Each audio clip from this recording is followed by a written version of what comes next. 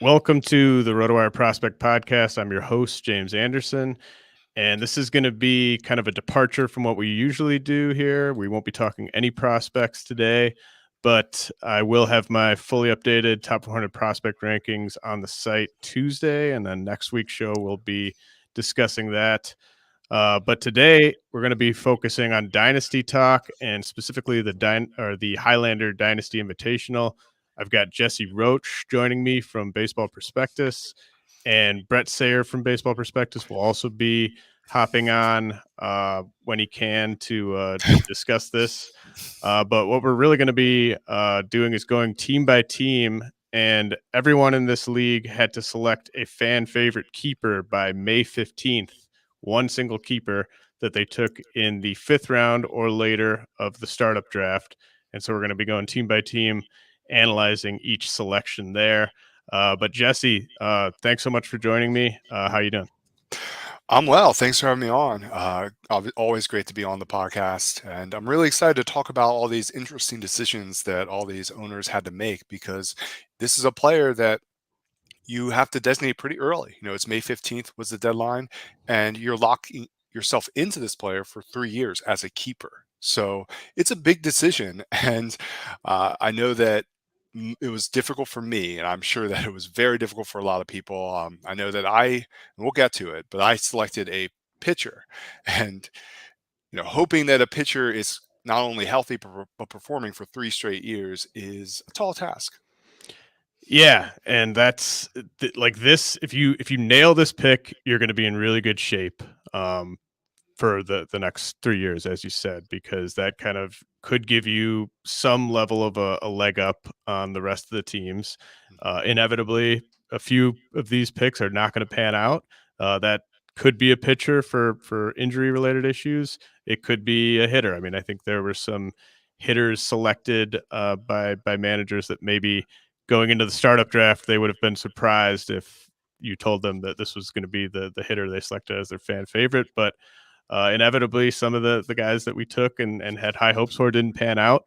But I think this is going to be really eye-opening to kind of talk to, and we are going to be talking to some of these managers and discussing what went through their thought process with these picks. And I think we're actually going to just do that right off the jump. Ken Balderson, how are you doing? I'm good. How are you? Thanks for having me on. Yeah, thanks so much for being on. And you are our first guest, and you selected Logan Gilbert as your fan favorite. So you have Logan Gilbert for 3 years. He was your 6th round pick in the startup draft. Was this an easy call for you? It was and it wasn't. I really like him as a player. I'm a fan of his, and I'm a fan of the Mariners and everything that they're doing, the talent that they're bringing up. He's got a good pitch mix. I project him to be a good pitcher for quite a while, but at the same time, I didn't, like Jesse said, I didn't really want to go into this taking a pitcher in that I guess we can trade them, but it's really difficult to trade one of our fan favorites. And, over a 3-year period, if he's out with Tommy John or something, worst case scenario, that's almost half of that. And in the league this deep, 20 teams deep, we're already seeing it. Like, you can't lose assets like that, let alone a building block. So, yeah, there's some risk there, but I think he was just my best player that I had that I could choose from the 5th round on. Yeah, I mean, I really like Logan Gilbert, and I think he's done a lot of fun, interesting things this year. His pitch mix has changed a little bit. The shape and velocity of his changeup and slider have changed, and I think that they're going to be more viable offerings to support his elite fastball, because he does have elite fastball, and that's the draw for Gilbert, because not only does it have velocity, it averages over 95 miles an hour, but it has elite extension, which allows it to play up even more. It comes out, hitters perceive it at over 97 miles an hour. So it's an elite pitch, his fastball. And if his secondaries can take a step forward to go with his solid command, he legitimately has like top 10 starter upside. Yeah, that's something that I looked into, is the usage of his changeup and his curveball, and they're both as secondaries up just below 10% usage, which with a young pitcher, I'm hopeful that he can improve both pitches a little bit. So if he doesn't have command of the slider in a game, instead of getting bombed with only throwing a fastball, he has something else that he can rely on. And I think his change is showing that when he can command it and get it at the bottom of the zone, can be a good pitch for him. All 4 of his pitches are getting over 20% whiff rates this year. And I think 3 of them are over 25% on that. So there is a lot of hope for him. And I think the Mariners are going to win a lot of games, maybe not this year, but they have a lot of things going for them. And you don't want to count on wins, but it is a category. I think Gilbert with his control can go pretty deep into games, which, with some good run support is a good indicator of where wins might come from. Yeah, your 5th round pick was Alex Kirilloff, who I'm guessing, if we'd asked you right after the startup draft, you might have thought that Kirilloff would have been your fan favorite. Yeah, he absolutely was. And I was debating between Kirilloff and Andrew Vaughn, who Bret took right before me. But I think I maybe underestimated how ready he was, or underestimated his wrist, which I just assumed that having wrist surgery would make that better. But it doesn't seem to have. And, now he's down in the minors, and that took him right off the table. He wasn't really an option after that. I looked at JD Martinez as well. Good power hitter, good track record, but he's 34, and I just really wasn't ready to, gamble down and say, yeah, when he's 36, he's going to be my guy. And Luis Urias is another guy that I looked at. The position eligibility is a real asset in this league. People are going to get hurt, and if he can fill in for me somewhere, that's great. But his fly ball rate increased last year. And when we had to make the decision, I just had such a small sample from this year to see if it was something that he could keep going. And apparently he is, but I think even beyond that, I just felt that Logan Gilbert had the upside to be a better player. So I'm pretty happy with the pick. Yeah. And I guess for context purposes, for those who are not familiar with the league setup, there are 14 active hitters per team, 20-team league. That's 280 active hitters. And at any one time in the major leagues, you don't have that many active hitters. So there's been a huge premium placed on hitting within this league, especially depth. So, you do make a great point with his Luis Urias's positional eligibility is very valuable. But I do personally prefer Gilbert. I agree. I think he has more upside long term and even short term than Luis Urias. Yeah. Well, yeah, it's such a deep league with there's not even really any at bats on the wire. Mm-hmm. So everybody wants major league hitters. Everybody wants innings. There's not really any solos or anything like that. So they're in demand. Ken, before I let you go, what's your where do you sort of see yourself in this league in terms of when, do you think you can make a run this year? Are you kind of looking ahead to next year? Where do you sort of stand right now? So I got off quite a few injuries to begin the year. I've regained quite a few points, and I'm hoping to at least come in the top half of the league, like in 10th and above. Just with the number of people that are in this league, I just want to show to myself that I can hang with some of these guys. But I also don't want to quit. I don't like giving up on a season.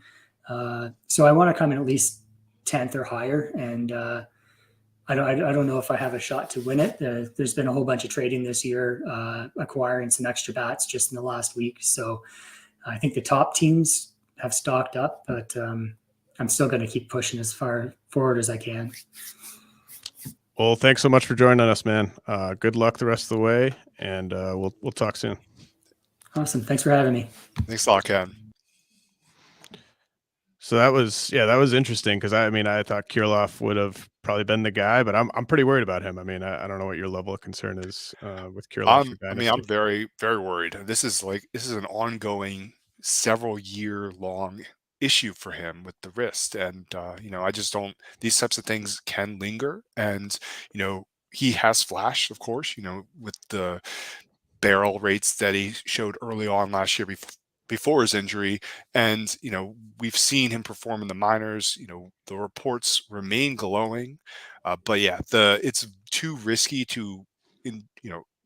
this is a 3-year investment you're making right here, like locked in. And with very little room to actually trade this player, you want to try and get a more stable player like Gilbert with this pick, I think. Yeah, I think it was probably an easy call for Ken.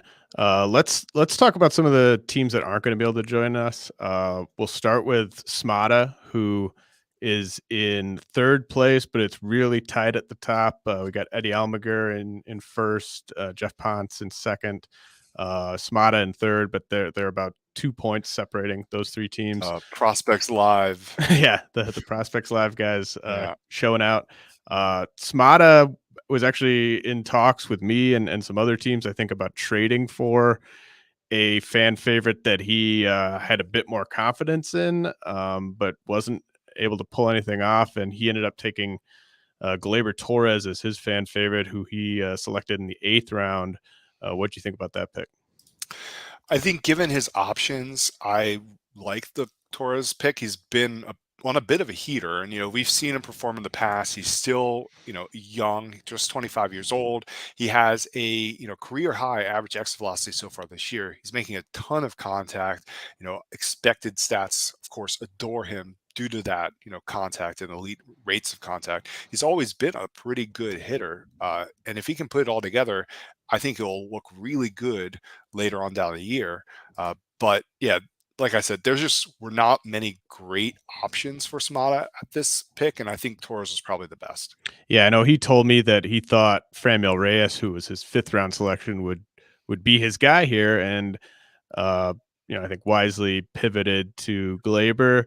And I think the point that you were making when we were talking to Ken just about how many hitters have to be started in this league, maybe Gleyber never becomes sort of the elite 4 category guy that maybe he could have been when he was a prospect or coming off of like 2019. But if he's just a solid guy that hits for a decent average with 20 homers, and he's playing a lot and he's in a good lineup, like that still carries a ton of value, especially just given his age. Yeah, I think the greatest concern with Torres is that playing time. The Yankees are going to be demanding production, and I think prior to his most recent heater, there was going to be concern that he was going to lose out on playing time to players like DJ LeMahieu. Isaiah Kiner-Falefa has been brought in, Josh Donaldson, and when that line's fully healthy, it's going to be hard to fit all those bats in. So he's going to have to continue to perform. But again, the Yankees have him as a cost control player for a while still, and you have to imagine that they're going to give him every opportunity to perform.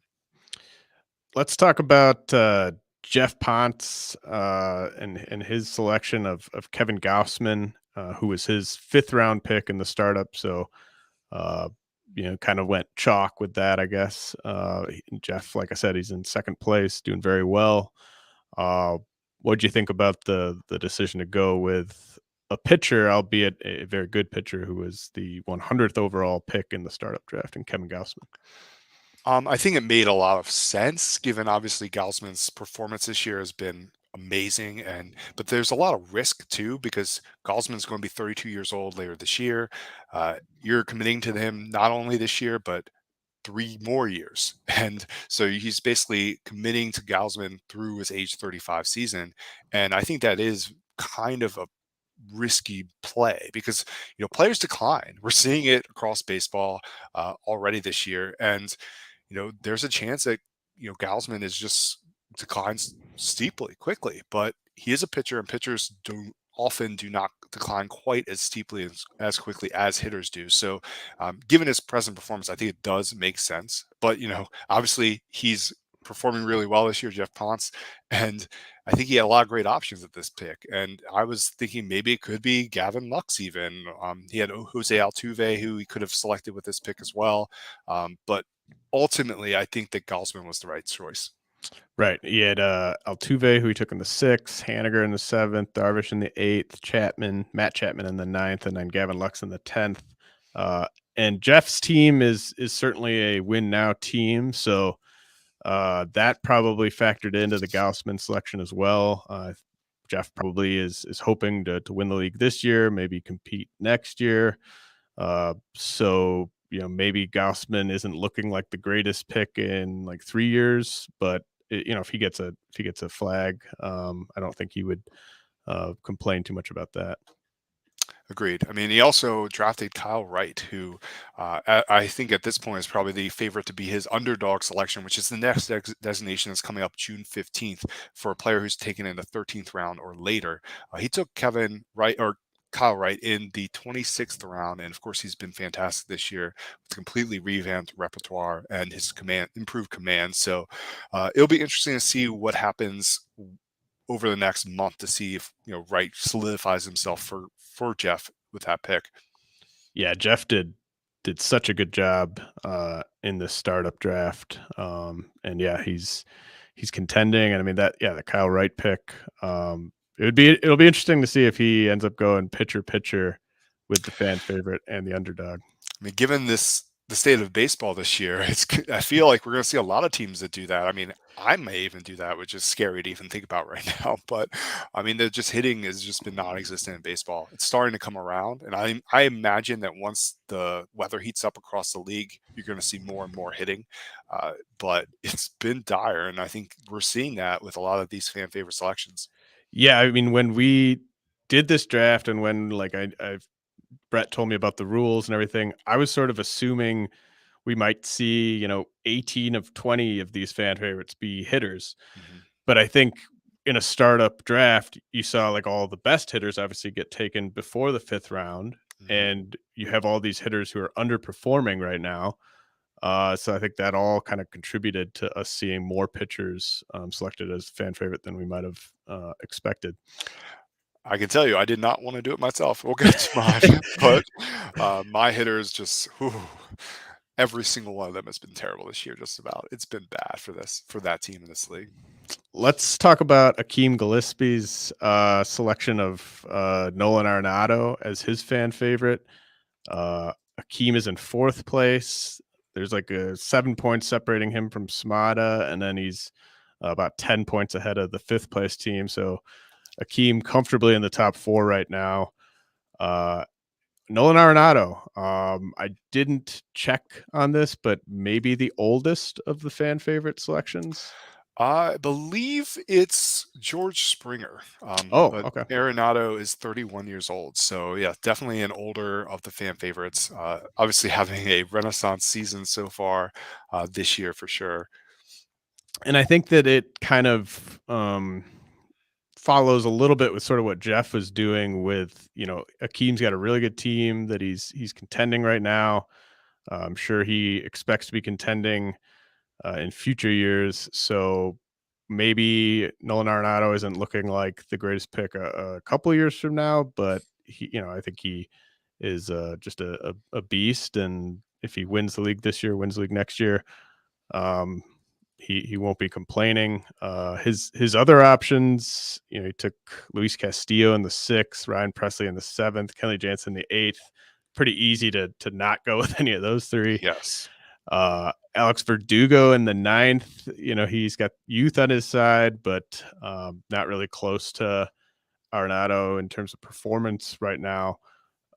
Jeremy Pena would have been an option if he had exceeded rookie eligibility, and that's something we haven't talked about, is that these are only players that have exceeded rookie eligibility. I know that Drew Wheeler was incredibly bummed that he could not designate Seiya Suzuki as fan favorite partly because Suzuki has had an injury that kept him from playing every day for about a week, so that has kept him from exceeding the rookie thresholds, 130 at bats. And honestly, I mean, even Julio Rodriguez, he literally exceeded rookie eligibility last week. So I think that's something to keep in mind moving forward year to year. I mean, I think the delayed start this year has prevented players from exceeding rookie eligibility like they normally do by this time of the year if they were regular everyday players to start the season. Yeah, I mean, just quickly on Pena. I mean, he couldn't keep Pena, but a really nice duo of picks by Akeem in the startup. He went Michael Harris in the 10th, Pena in the 11th. Is Pena like a top 10 prospect for you at this point? I recently put him at 24 when I updated my dynasty rankings, and since then he's even performed even better. He's gone on a bit of a little mini heater over the last few days, but I mean, he's showing everything you want out of a top prospect. Obviously, he has elite defense, so he's going to be in the lineup every day. But he's showing much more power than I think we had anyone really anticipated as a prospect, even after what he did in AAA last year, because the bad ball metrics that he did have in AAA didn't really jump off the page despite all the home runs he hit. But he is coming out and hitting for a ton more power than I personally had anticipated. And of course, he has a lot of speed. He's a fantastic athlete, 97th percentile sprint speed. He only has one stolen base, and the Astros don't like to run a lot. But if he can give you average and power, I mean, by the time I don't think I'll have him as a top 10 prospect by the time he graduates, but he's certainly trending that way right now. Yeah, I mean, I think any prospect who's performed at a high clip this season as a hitter, like I think that just carries so much weight for me right now, just given the state of things. Let's quickly talk about Kevin Hastings' selection of Ty France, who he picked in the 9th round. Heck of a pick. Looking back on that one, I mean, how big of a believer are you in what France is doing right now? I mean, I'm a believer. I think this is who he is. I think he's a 300 hitter with 20 home run power. And I mean that plays at first base long term, where it's a position where you are seeking more power often, is unclear. But obviously he's fantastic this year with second base eligibility. I think long term we're going to see France's value diminish because he's going to be a first base only player next year. So obviously he's performing fantastically, any second base eligible. But I think France is one of those rare players who is not older, but he's going to, I think, age poorly because he's going to lose eligibility, and the power is just not a carrying tool for him. Yeah, I mean, has the ship sailed on him improving there? Because I thought it's really remarkable how his hit tool the past couple of years was great, and then he took it to another level this year. 10% strikeout rate so far this year. Is that just going to be? Is he just always going to be hit over power to you, or is it kind of too late for him to make an adjustment and tap into something there? I mean, I think that he could conceivably tap into it, but the last couple years, we've seen his ground ball rate kind of spike. This year his fly ball rate's only 16.9%. It's hard to hit a lot of home runs when you're not putting balls in the air at a healthy clip, and I think that is a hit over power profile. He's favoring all fields contact. He's not like a lift and pull hitter, so it's a lot of contact. He's an aggressive hitter. His whiff rate is only 15.8%, which makes a lot of sense given his minuscule strikeout rate. So I think there is power in that bat. I'm just not sure his current approach is going to get to that power. Yeah, even if he's only a 20 homer guy, Ty France as the fan favorite for Kevin Hastings, I think that's just a really nice pick by him in the startup draft, getting him at pick 173. Let's head to our next special guest, DJ Short from NBC Sports Edge. DJ, how you doing? Good. Thanks for having me, you guys. Hey, DJ. Of course. Really appreciate you stopping by.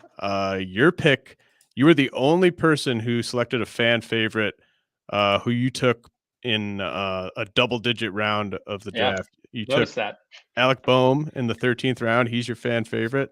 What kind of all went into that decision? Yeah, so I started going through my draft board, and I didn't love my options from rounds 5 through 10. Jose Barrios I had in the 5th round. Not really interested in using a pitcher for this spot, so that probably would have been the alternative there. Jake Cronenworth, he's already 28 years old. He's off to a bad start this year. I like him as a player. I like the versatility, but the age, didn't love that either. Ryan Mountcastle was my other possibility there, but I think his profile is pretty replaceable. And Camden Yards and the way they've changed the ballpark there, certainly puts a ding in his upside there. So I went with Bohm, who certainly carries questions about his defense and his future position. Struggled a lot last year, but I think some really good signs so far this year. Brought the strikeout rate down. We know he hits the ball hard, which he's done again this year. Would like to see some more power, but I think he's still young enough that he could tap into that. So I think Bohm is a solid piece, a solid core building piece in a dynasty league. Yeah, I think that given your options, he probably was the best option at that point. He is obviously quite young, still just 25 years old. He's off to a really strong start. He has always kind of gone through these ups and downs throughout his minor league career too. And I think once he adjusts, I think he has a legitimate shot to be a high average third baseman that can give you power with upside for more, because there's a lot of raw power in his bat. He just puts a lot of balls on the ground. I think there's a little risk that he could transform into like Eric Hosmer 2.0, but he could be a lot more. Yeah, I mean, you look at the body type there. I feel like everyone's compared him over the years just because he's long and lanky to like a Jason Worth. So, being on the Phillies, it's hard to ignore that comparison. But if he fills out a little bit more, if he gets the right advice or information in his head to adjust his swing path, I think he could be a 20 to 30 homer player easily. And with the way that he's hit the ball so far this year, as hard as he's hit it, his XBA is at 328, which is, elite. I would trade off a little bit of the batting average if you get a little more in power. And I think a player like him is a good test case for if he can, start to loft the ball a bit more. Where do you think Bohm qualifies defensively, like over the next sort of 3 years? Because, obviously not a great third baseman, Yeah. but they also just have a logjam of guys who need to DH and are even worse defenders than him. So, like, where do you sort of see that going? Yeah, I don't see him playing anywhere else, unless he gets, traded. Yeah, just kind of the way that roster is put together, Castellanos, Schwarber, Harper as he ages. I just don't think and Real Muto as well is going to need days off. I just don't see him getting as much DH time as he should. With Hoskins there, I don't see first base as a possibility in the short term. I think if there's any positives to take away from his struggles he's had defensively, there was that game earlier this season where I think he made 3 errors, and then on his second error of the inning, he mouthed those infamous words.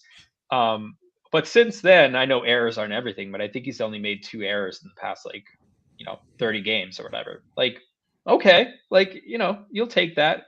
And for the Phillies, that might be passable enough to be a good defender. I don't know. But yeah, I don't think it's completely hopeless, but for now it's third base. Yeah, kind of a testament to, I mean, I thought, the game you're talking about where he made all those errors, he very easily could have just gone into the tank sort of emotionally, and like it looked like it was going to be pretty bad there, but props to him for really turning around his season. Yeah, he owned up to it, and I think in Philadelphia you kind of have to do that. And he could have easily said like, "Oh, I didn't say that. I was saying something else." But he was like, "Yeah, I said it." He owned it, and the Phillies fans kind of have since rallied around him, and I think that's really great to see. And obviously, he's such a talented hitter. We've known that since he came out of the draft. He was one of the most anticipated bats out of that draft, and I'm a fan of what I've seen so far. But I feel like there's another level here. Whereas, I drafted him in the 13th round. I think he's the kind of talent who should have really been drafted a few rounds earlier. Yeah, it looks like that in hindsight, obviously. Yeah. Were you considering that you could have kept him as a underdog in the next destination when you decide to go with him? I think I'll worry about that later. That's kind of what I was thinking, at this point in time. I didn't like my other options. Like I just kept nitpicking and finding things I didn't like about them. And yeah, I'm just a big believer in Bohm and what his potential could be. And you make a great point about Ryan Mountcastle. I mean, we've already seen the new park dimensions cost him home runs. Yeah. Last year it would have cost him about 2 to 3 home runs, and I mean, I think it's already probably cost him that much this year, and that's a Yeah. problem. Yeah, absolutely. Thanks so much for joining us, DJ. Really appreciate it. Good luck the rest of the way. Same to you guys. Thanks for Thanks a having lot, me. DJ. Yeah. All right. We've got time to talk about a couple more teams that won't be joining us. The Itch was the only person to designate a closer as his fan favorite. Edwin Diaz in the 6th round. He will have Edwin Diaz on his team no matter what, probably over the next three plus years. So what do you think about that pick? I don't know. I think in general, I am very anti-closer in Dynasty because their value is tied to their role, and their roles are so volatile. Even Edwin Diaz, a player who, they traded Jared Kelenic for. Even someone like him may not be a closer. He may not be a closer next year. I mean, I believe he's a free agent after this year. So his long-term viability for fantasy purposes is definitely in question. Obviously, he's one of the top closers in the game when he's on, but there's a lot of blowups with Edwin Diaz, and it's an unforgiving fan base in New York. So it's a risky one, but going into the season, we saw the price of closers just skyrocket, and I think the fact that our startup draft occurred after a lot of people conducted redraft formats, where we saw closers going in like the first round in some leagues, that really, I think, colored where closers went in our startup draft. And for example, I basically didn't draft a closer. I drafted Jorge Lopez like really late, and that's been my closer, which hasn't necessarily worked out perfectly. But I think it's a risky thing to put a lot of draft capital or keeper capital into closers in general in Dynasty. Yeah, it's definitely a gamble. Like if Edwin Diaz stays healthy, I think this will look fine because of just how hard it is going to be to trade for or acquire the high end closers in this league. With every year 15 teams are going to be trying to win the league. You're going to need saves to win, and saves are going to keep getting more and more spread out in the game, and so those very best guys are going to carry a ton of value. I mean, his other options were basically Javier Baez, Anthony Rendon, Jared Walsh, Mike Clevenger. That's about it. I mean, maybe Tristan McKenzie or Tony Gonsolin. Would any of those guys have been the pick for you over Diaz? That's a great question, because I don't think so, which is crazy to say. Honestly, maybe I would have went with Baez still, just because I think he's been a stable performer over time, and I think we need to be a little bit careful reacting to a lot of this early season performance data, with that short ramp up and cold weather, especially someone like Baez going to Detroit. It's obviously been an adjustment period, but I get it. I get not wanting to, invest in someone like Javier Baez, who has a very risky profile anyway. Okay, Jesse, let's hit on your pick. We've got some time here before our next guest. You picked a guy who I haven't checked, but I'm guessing if you just looked at the player rater among starting pitchers, he's got to be at the top or near the top. Pablo Lopez. What went into that pick? I, again, did not want to take a pitcher, but really those are my only legitimate options, because all the bats that I took that would have been realistic choices have crashed and burned. So my 5th round pick actually was Trevor Rogers, another Marlins starter, but it was between Rogers, Lopez, and Michael Kopech. Look, they all have a lot of risk. Lopez was shut down with shoulder issues last year, and he hasn't pitched a full major league season yet. And Kopech underwent Tommy John surgery. Rogers, we saw his velocity crater at times in the spring, and he still hasn't really figured out a slider. He's changed the slider shape, and it hasn't worked. So, there were issues with all 3 of them. Obviously, Lopez has performed exceptionally this year, but I like a lot of what I'm seeing from Lopez in general. If he's healthy, I think he can be one of the rare workhorse arms in baseball. I mean, he has a 6'4", 225 frame. He has excellent command, and he has really good stuff. He has fantastic changeup. A lot of the Marlins arms have fantastic changeups, but Lopez may have the best of the bunch. And it gets a lot of whiffs. It always has, and it's a carrying pitch for him that he can throw to both-sided hitters. And I think it's risky with right-handers with their carrying pitch being a changeup because it's less effective than would it be if it was like a left-handed starting pitcher. But he's also has a cutter that I think it's slowly rounding into form to be in a really solid, effective third offering to keep hitters off balance. And his fastball actually has less velocity this year, which I'm sure some people may be a little worried about, but it actually has a lot better movement profile, in my opinion, that will allow it to, both miss more bats and create weaker contact because there's a lot more vertical depth and less running action. So it's almost like a pseudo cutter in and of itself. So I think all three of those pitchers have plus potential based on their velocity and movement profiles and his command of them. And of course, the changeup I think could be plus. And with above average to plus command, I mean, that is a fantastic starter. But of course, there's the specter of his shoulder health and just health long term. But he is 26 years old, and I'll have him through, I think 2025. Trying to get my math right. I think 2025. So he'll be through his 29-year-old season. I feel like he's probably the highest floor arm of that group, and I feel pretty comfortable with him. As comfortable as you can with a starter, honestly, at this rate point.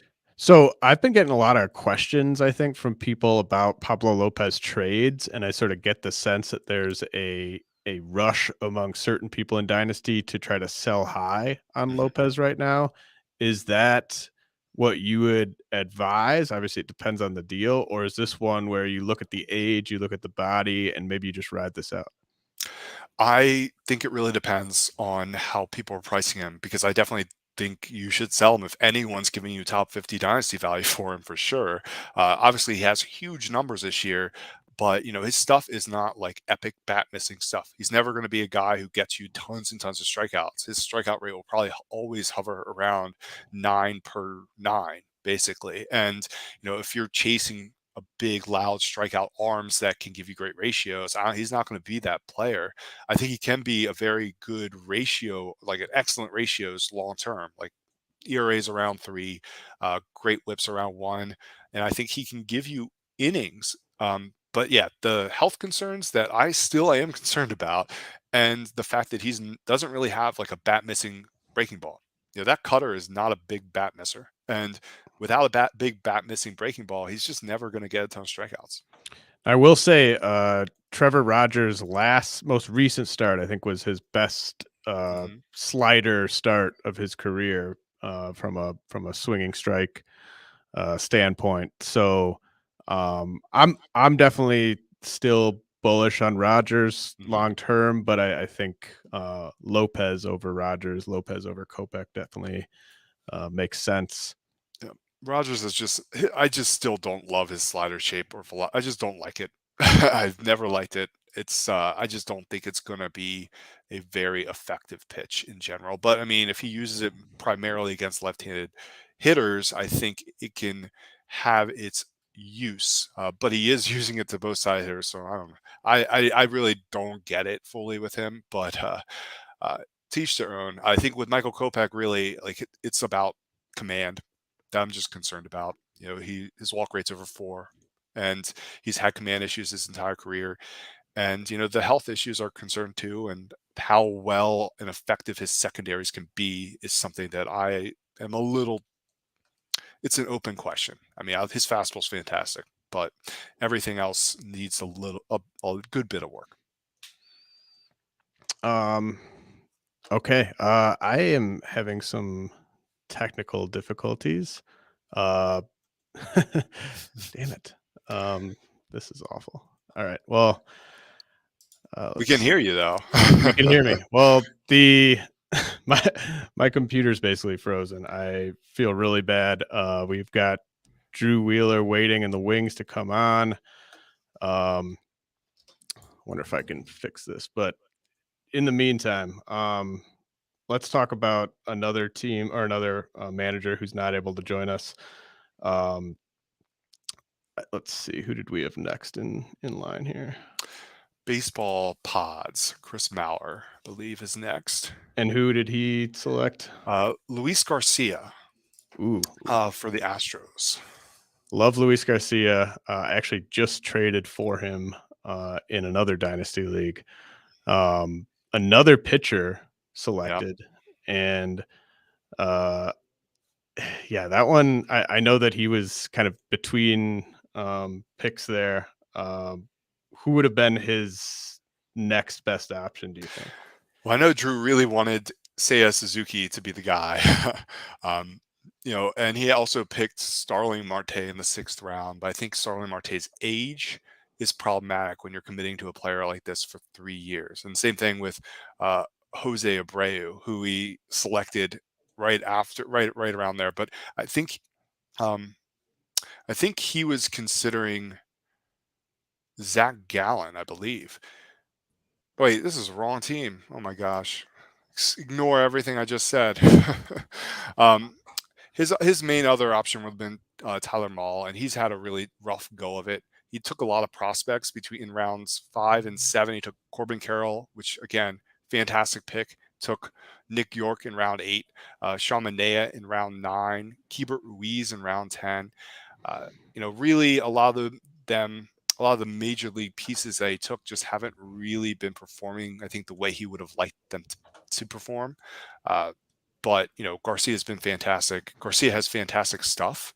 And I think the fact that we're seeing his command continue to improve, a player who as a prospect, I think universally was graded at below average command projection even. The fact that his command's improving and continually improving, and his stuff's actually taken a small step forward this year. I think it's a great selection. I think he's a top 100 dynasty player at this point, and I think he's going to be a stalwart in that Astros rotation moving forward. Yeah, I mentioned that I traded for him recently in a league. I traded Josh Young and Dustin Harris for Luis Garcia, and I'm kind of going for it this year. So that kind of gives you an idea of what the value is on him right now. Let's bring on Drew Wheeler. Drew, thanks for being patient. How are you doing today? Doing well, gentlemen. How are we? Good. Doing great now that my technical difficulties have been sorted out once more. You selected Zach Gallen, 7th round pick in the startup draft for you. I know that was not your first choice necessarily, but those are the breaks. Yeah, this is obviously a huge conspiracy that's, boiled to an unbearable level. I don't know how you guys can orchestrate injuries with major league players, but you figured out a way to do it, and thus Seiya Suzuki can't be my fan favorite. You will be hearing from my lawyers. That said, Zach Gallen was definitely the next best choice. I was ecstatic to get him. If I can quote my homeboy Michael Simeone, Gallen's been pretty good as long as he's healthy. So that's pitching as it goes, I guess. 26 years old. He was, you guys kind of were referencing a second ago. Jose Abreu is just a little too old, so he really didn't get much consideration from me. Didn't want to go Hunter Green based strictly on cowardice on my own part. Akil Baddoo would have been a good selection, but he's decided instead of playing baseball, he'd fall off the earth this year. And then we have Gallen, who has been really good and healthy. So, we're going to go with Zach Gallen here. A lot of fastball usage. And I don't know how you guys feel about that specifically, but I mean, he's at 52% fastball use right now. And he is living, not in the center of the zone. So, if he's in the shadow of the plate, I do like that. I think he's got things he can work on most definitely. I'd love to see some more first pitch strikes from him. I'd really like to see some more development for the curveball and the changeup specifically. The changeup it's got like, if I'm not mistaken, it's like 10 to 12% more drop than the league average. So his changeup is nasty, and I've seen it really, some guys bite on it. But just, seeing it thrown more consistently, at least from a velocity perspective and in counts at certain times, just seeing it used more consistently is the word I'm going to use again. That would be great. Those are kind of the main concerns. But again, the key decision for me was, do I protest the entire league and just fight for Suzuki, or do I swallow my pride and take Zach Gallen? I mean, I think Gallen was a very good pick anyway. I believe a lot of what he's doing this year. As a prospect, he was known for his changeup. His changeup was his, I guess at the time, people thought that was his lone plus pitch, potential plus pitch. But his fastball's taken a big step forward this year. He's healthy, right? And his fastball is at, a career best velocity. It's up 1 mile an hour from last year. Has better shape, more carry. And it's, of course, just been fantastic in general for him. But, I think that you're right, that I think that the curve and cutter in particular, both have performed very well for him. And, historically, they've not been great pitches, especially the cutter. And it'll be interesting to see how he continues to maintain them, because the curveball is definitely a solid pitch, has good shape. The cutter, I think, has some potential to be at least an average or better pitch. And of course, the changeup's fantastic. And if the fastball's velocity and shape if he can maintain that over the course of the season, I mean, he legitimately could have taken a huge step forward and be even a potential top 10 starter. Hey, you said it, not me. That's what I'm hoping for. He could. Drew, before we let you go, you weren't able to keep Suzuki via the fan favorite. Do you think he cracks your top 3 as a franchise player heading into next year? I don't want to give anything away, but probably. It's going to be tough. You have some great options. Yeah, Cole, thank you. Manny Machado, Aaron Nola, Adley Rutschman. It's going to be a tough group to crack for Sayre.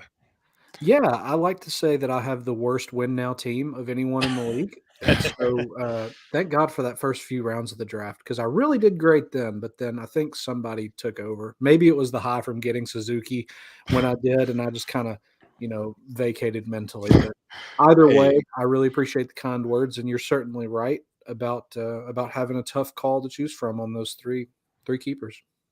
Well, thanks again for joining us, man. Where can we follow you on Twitter, and where can we listen to your podcast? You're so sweet. Thank you. You can follow me on Twitter at DrewIsOK. You can see my written work at the wonderful site spstreamer.com. You can listen to my podcast. It's a subsect of the SP Streamer podcast called The Next Pick with the wonderful Peyton Skinner. We are just doing our best, man. And thank you so much for having me on. It's been a real treat to talk to you boys. Absolutely. Have a good rest of your day, man. Likewise. Thanks, man. See you. All right, we got time to hit a couple more of these guys who couldn't make it before we get to our next guest. Chris Fargus took George Springer in the 5th round and selected him as his fan favorite. So he was the oldest fan favorite, not Nolan Arenado. What did you think about that one? I thought it was a risky play, because obviously he's 32 years old. By the time you're basically locking him in through his age 36 season, that is just a very risky thing to do. There's a very real chance that Springer just falls off a cliff as if his athleticism takes a step back. But again, he's having a good year. He's one of the few hitters that are. And his other options were not much better. There's JT Realmuto. He was his 6th round pick. Then Lance Lynn was his 7th round pick, who hasn't even played. Rhys Hoskins was his 8th round pick, who's been fine. But I mean, again, it's a very risky profile with Hoskins as a righty first baseman who's going to be a free agent in 2024. So I think that how long he's going to be a viable starter, I think, is actually an open question.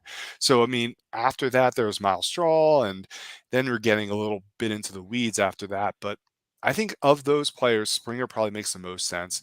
I think there maybe Real Muto would have been a decent option, but with all the depth issues people have in this league, catcher is probably the one position where depth is not as big of an issue because you only start 20. And there's going to be catchers available, I think, that you can find on free agency or on someone's bench even. And so I get trying to favor someone like Springer over Real Muto. Yeah, I think I would have done what Chris ended up doing there. I mean, he does kind of have an older nucleus, so he was basically choosing between level of production or maybe a decreased level of production with a younger player like Hoskins or McMahon, but I think he made the right call. Yeah. Let's hit on Andrew Sperling's decision to keep Nick Castellanos, who he took in the 5th round. Castellanos has been productive per usual. Was that an easy call, do you think, for Sperling? I think it probably was. His other options have all just been terrible. Dansby Swanson he's been swinging and missing at everything. Jesse Winker has just been a disaster in Seattle.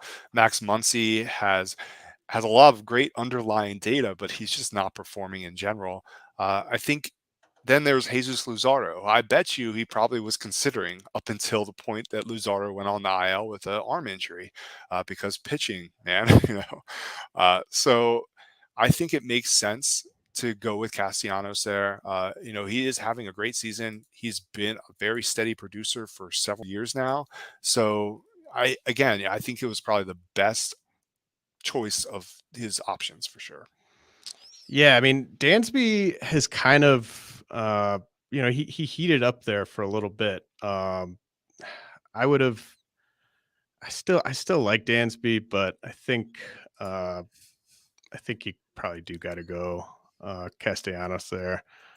Yeah, I don't personally love Castellanos as a long-term player in general, just because it's a skill set that I don't think is going to translate very well long-term. He's not a player who has the best plate discipline. There's swing and miss in his game.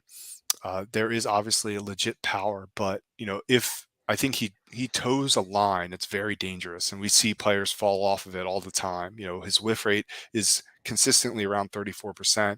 His chase rate's consistently around 35% because he swings so much, right? His swing rate's always 53% or higher, and I think that his approach could catch up to him eventually, but obviously it hasn't. So.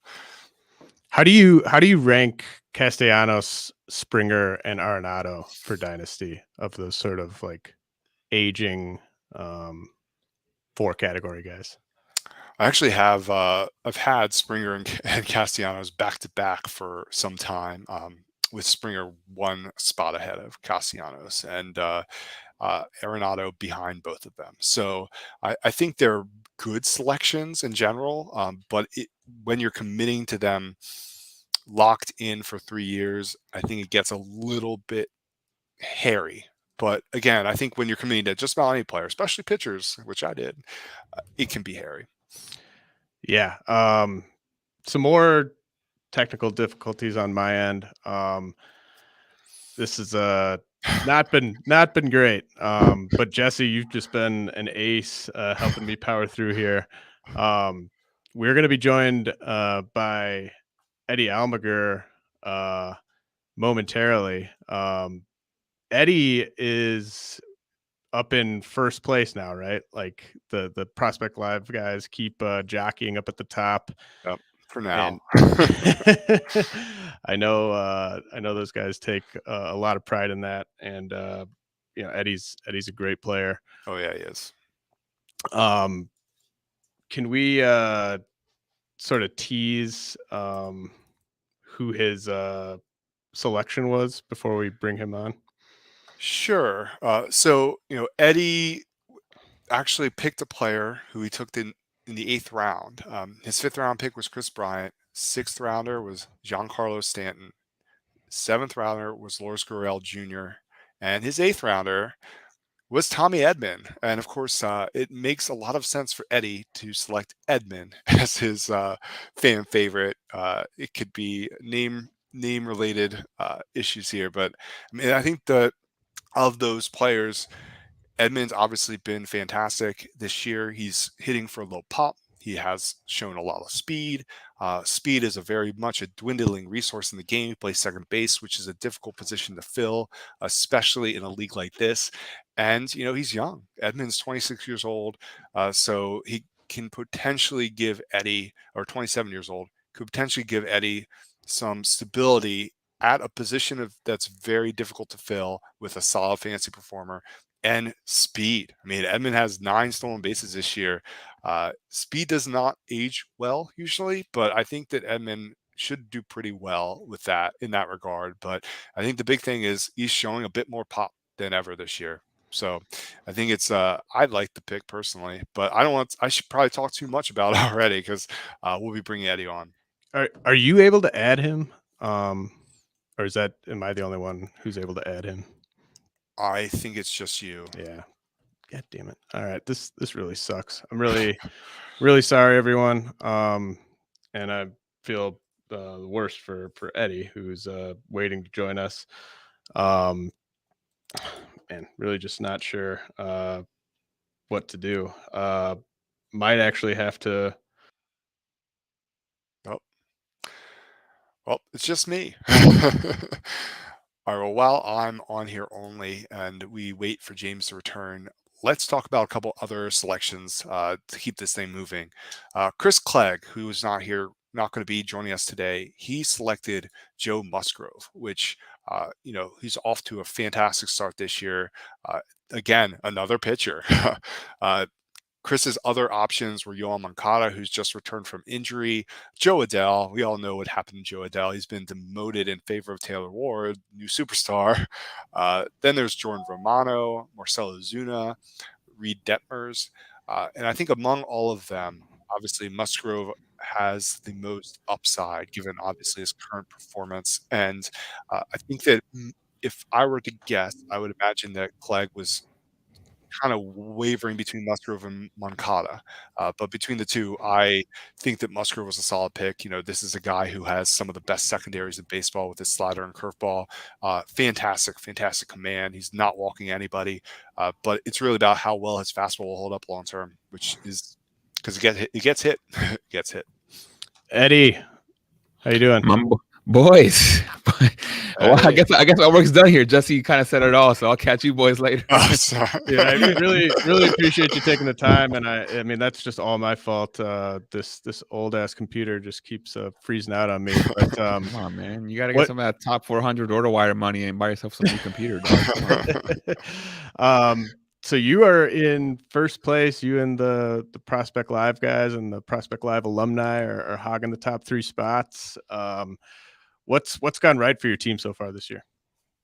Well, in all fairness to Jeff, literally like 10 minutes ago, he passed me for first. So like we just had that. So if you brought me on a little bit earlier, I could have claimed things. But you're out here freezing the computer. Now I can't stay in first place. So I mean it's been a good start to the year for me, and ultimately it's been a couple of key acquisitions, or more so draft picks. First off, 40th round God, who I consider making my fan favorite and underdog, Daniel Bard, with the last pick of the draft, really has been a huge help in the saves category, which we know are at a premium in this league. I would say also a little bit of I don't know. Nothing. I mean, Stanton, balling out has been a huge help. But otherwise, no one else is outside of Edman, who I chose as my fan favorite, has been a huge whoa, this guy's doing something way different than I expected. I mean, maybe Anthony Rizzo's hitting for a little bit more RBIs, and I expected a little bit more power than I would have expected. But ultimately, it's just been some solid production all around. I'm fortunate to not have anyone whose batting average starts with a 1 on my team. So it's so far just early good production. And you have Ronald Acuna Jr. back, which means Jeff better watch out. Yeah, Acuna, who I've already had for about 8 games so far all season, based on the weekly nature of the league. So I'm looking forward to some of his production. He's stealing a game literally every one that he's playing, it seems like. But yeah, like you mentioned, Jesse, some of the kind of easy reasons. I expected to choose from Chris Bryant and Lourdes Gurriel for my fan favorite. And I thought that second half Gurriel had last year was a big indicator of what we expected in 2022. It hasn't manifested itself. And ultimately, I looked. I'm like, man, like Tommy Edman, like I gotta respect the man. Bryant's injury also kind of helped me shift in that direction. Edman, and I looked at the Razzball player rater. He's like 13th or 14th in all of baseball right now, and he's doing it all. His month of May is a little bit slow, but ultimately, I mean, he reclaimed that leadoff spot fairly quickly in late April.